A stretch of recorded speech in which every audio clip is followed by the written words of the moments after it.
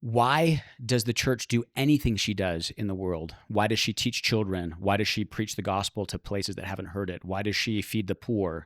Why does she clothe the naked? Why? So that those people, all of those people whom she's serving, can be lifted up for the worship of God. Our end, the end for which God has created us, is union with him ultimately in heaven. But we have a foretaste of that in the sacred liturgy here on earth. We feed the poor so the poor will come to Mass, not simply just to feed the poor. We clothe the naked and we teach the uninstructed so that they will receive the sacraments.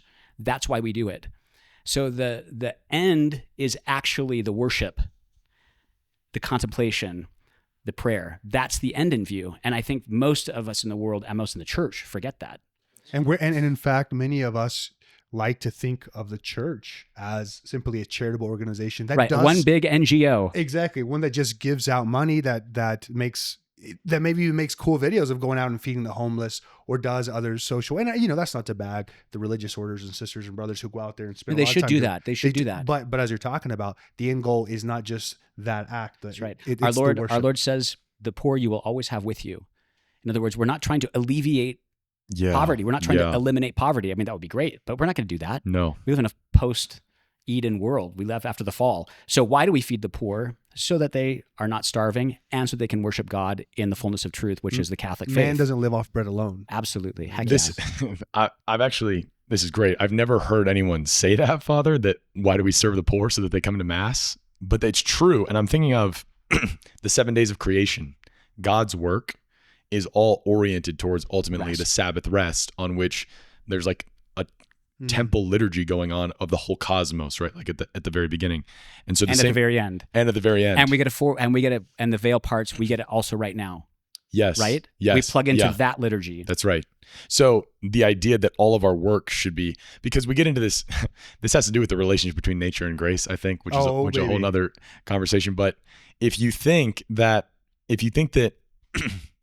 humans can just kind of be happy with like a worldly happiness, and that they're not ultimately destined for a supernatural end, then you can get into this mindset where you think, okay, I can just like give someone food and leave them there, and I've satisfied I've like served that person. And it's true, there's an extent to which you have actually served that person's need. But you're right, we should have the supernatural end of every human being in mind as we're doing our ministry. That's right.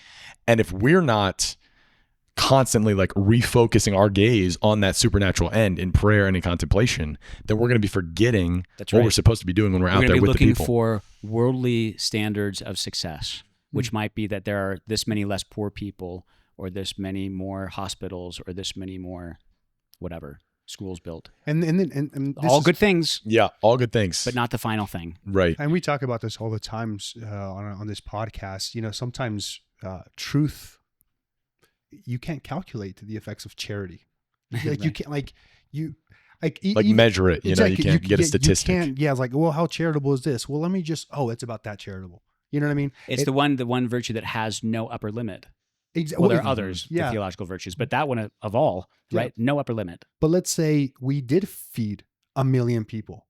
How much charity is tied to that? Right. Does that make sense? Because the other extreme of that is that expression we have in English, as cold as charity, where, we think of I've fed that person, so that's all. I don't actually have to love them, know them, desire their ultimate well-being, their salvation, right? Here, take that $5. I've done my duty. Yeah, no. That's cold. That's cold charity, right? Yeah. I'm thinking of Mother Teresa and her sisters. They would begin every day with I think you think about them at least once a week, right? I think about them a lot more than that. Right. But they would begin every day with Eucharistic adoration, and she was adamant that was the source of all of their apostolic activity. But then, even when they would be out like in the slums, in the streets, Mother Teresa would demand that they come back at the end of the day for more adoration. And people would criticize her for this. Like, you get so much more work done if you had those extra couple hours in the evening to like serve the poor. And she was like, you don't get it. What it's all about is what's happening when we're gazing on the monstrance in the Eucharist. Or I'm thinking also Pope St. John Paul II, who was known to just completely break with the schedule of his day.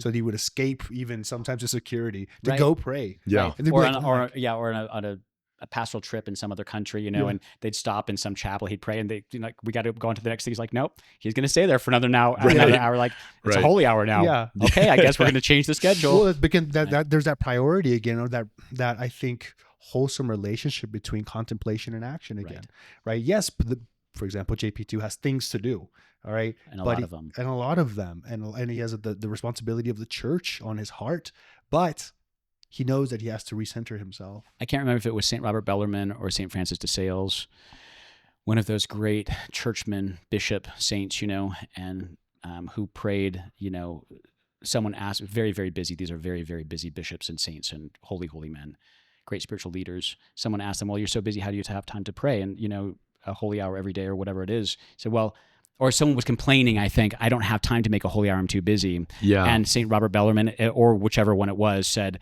well, when I'm busy, that means I have to have a second holy hour. The busier I am, the more I need to pray, not the less. I mean, these are not worldly standards of judgment. These are, we're looking at our lives with a divine perspective, right? Not with a worldly perspective. And so that's, and there really is a false dichotomy from the worldly perspective. You can only work to the degree that you are diminishing your prayer. That's right. Not true.